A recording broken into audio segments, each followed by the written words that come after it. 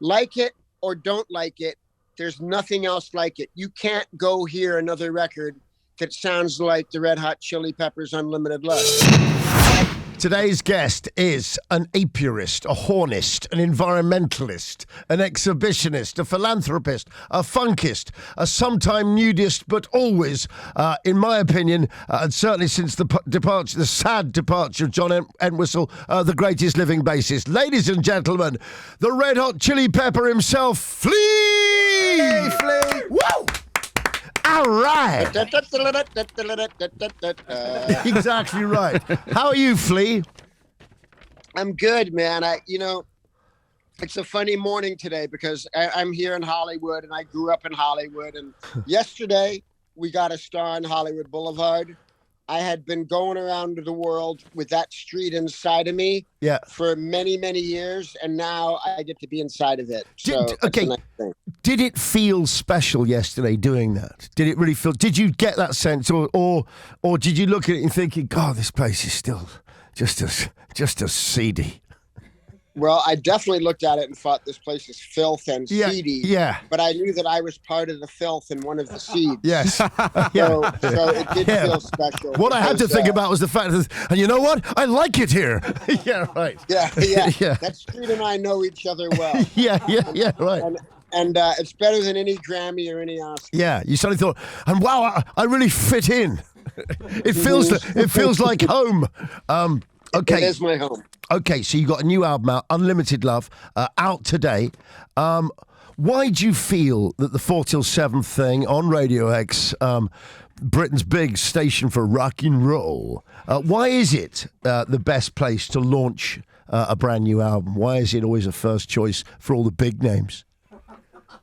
Because everybody knows small children, elderly, limping old people all know that they want the vessel that contains the magic to be able to handle it. Exactly right. You go to Radio X. Exactly right. Playing around. No, exactly right. Yeah, you're absolutely right. Do you know something, actually? You fired me up.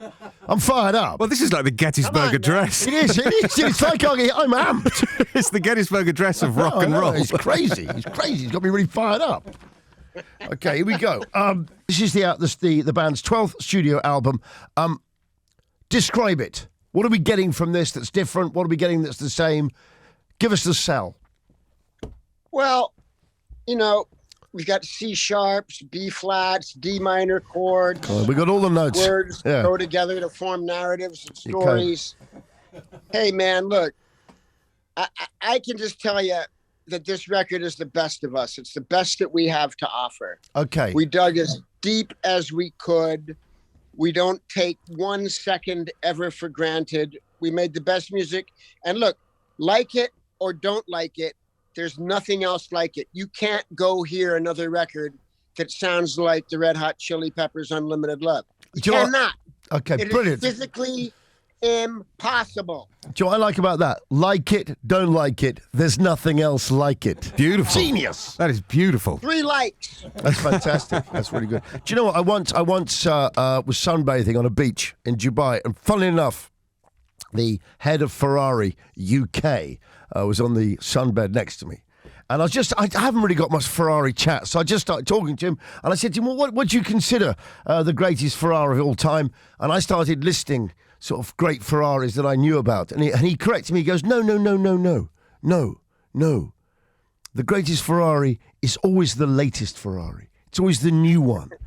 Would you say that's the same kind of principle? You always say we're only as good as our last album served.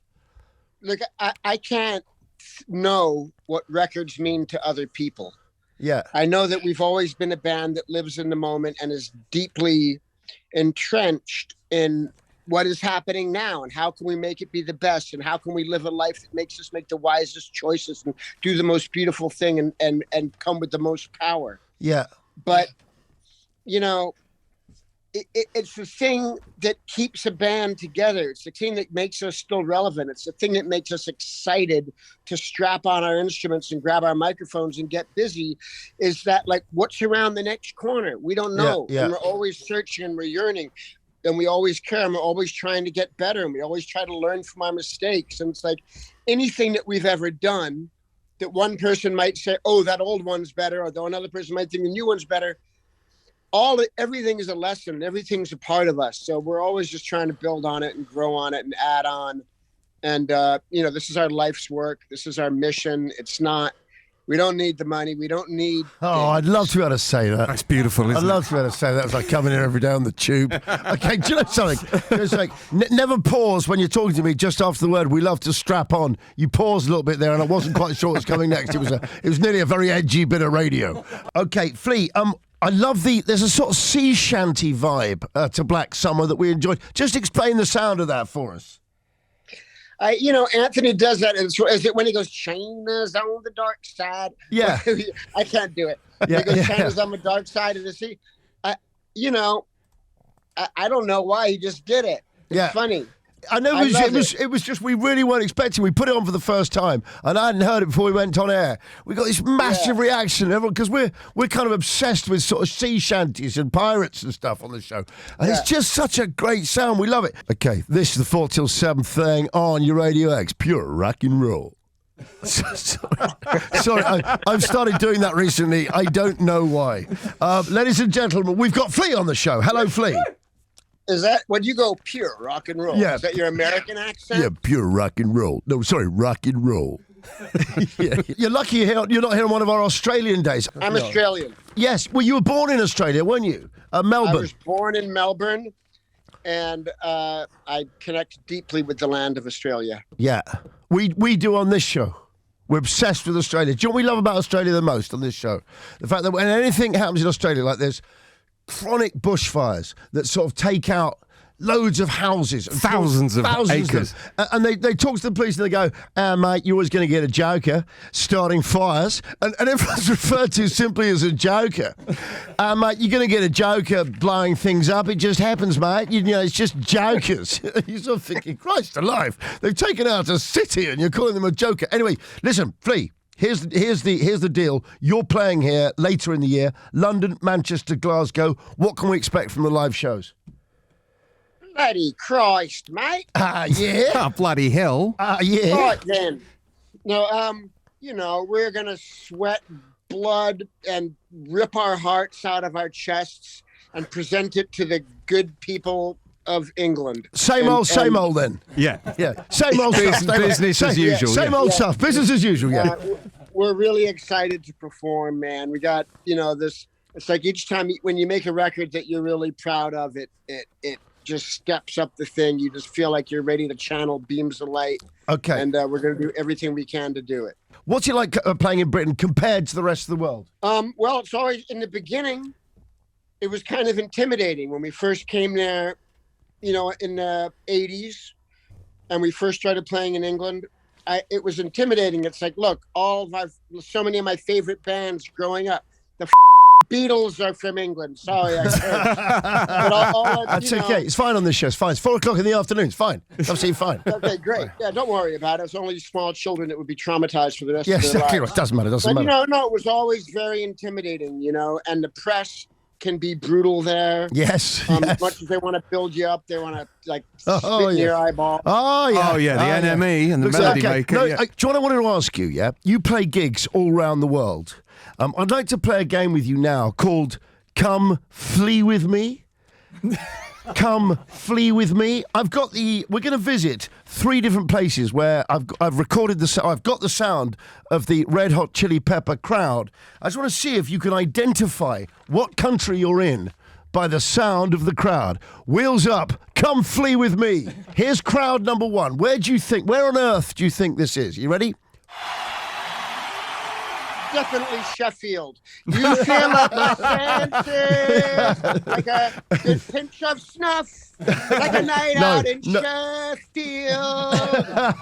No, it's chilly. Right. Wheels up, Flea, we're off. Where's this? Undoubtedly Liverpool. No, that's New York. But they used to go from one to the other, so it's near enough. Okay, this last one. This is in the UK. If you get this, you're good. Everybody knows that was the show at what's that big park we played at?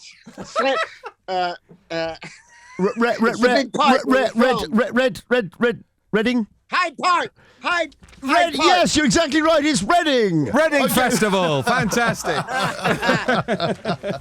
Yeah, I mean, hi, Reading. Yes. Last thing here. We are still mourning. This is a bit of a change of mood, but we are. It's weird because there's been two losses to the world in the last few weeks. The first is someone from your original hometown of Melbourne, which is, of course, Shane Vaughan. The second, Taylor Hawkins, who I know you must have been close to, you toured with. How did you feel when you heard the news, and what sort of impacts that had on you? Oh man, absolutely shocking. I love Taylor. He was a uplifting dude. Before I ever met Taylor, and long before he ever played in the Foo Fighters, one of my best friends growing up, my friend Tree, who I started my music school with, he was teaching music at a music school down in Orange County here in LA. And he's like, man, there's this kid here, selling guitar strings, and he's a star. He's a drummer, and I'm telling you, he's going to be a rock star. Wow. And that was Taylor. And that was long before he played with Alanis Morissette, which is where Dave met him when he started playing with Foos.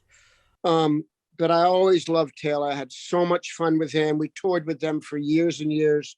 And, his best friends was extremely close with our drummer, Chad Smith. And it's a very devastating experience for Chad and for everyone who was close to him, because he was a kind, generous, just fun dude and a killer drummer. And love to his family, and love to everyone that knew him, and God bless his beautiful heart. Could I just ask you one more thing? When I was watching the Shane Warne Memorial, they had a really moving section in there, which is where they just asked 5 of his friends what they kind of wish they could say to him if they'd had the chance. What didn't you say to him? Nah, man, I'm pretty upfront with my feelings. I was always like, Taylor, I love you, dude. You rock. That's what I would have wanted to say. You're a beautiful person. And I'm sure I told him that. Do you know what? Thank you so much for talking to us. Ladies and gentlemen, we've been speaking to our guest today, Flea. You got a new album out today, which is called Unlimited Love, which is what we wish you. Ladies and gentlemen, on your 4 till 7 thing, it was our privilege to have Flea! Thanks, Flea. Thanks, you guys. Thank you very much. Radio X.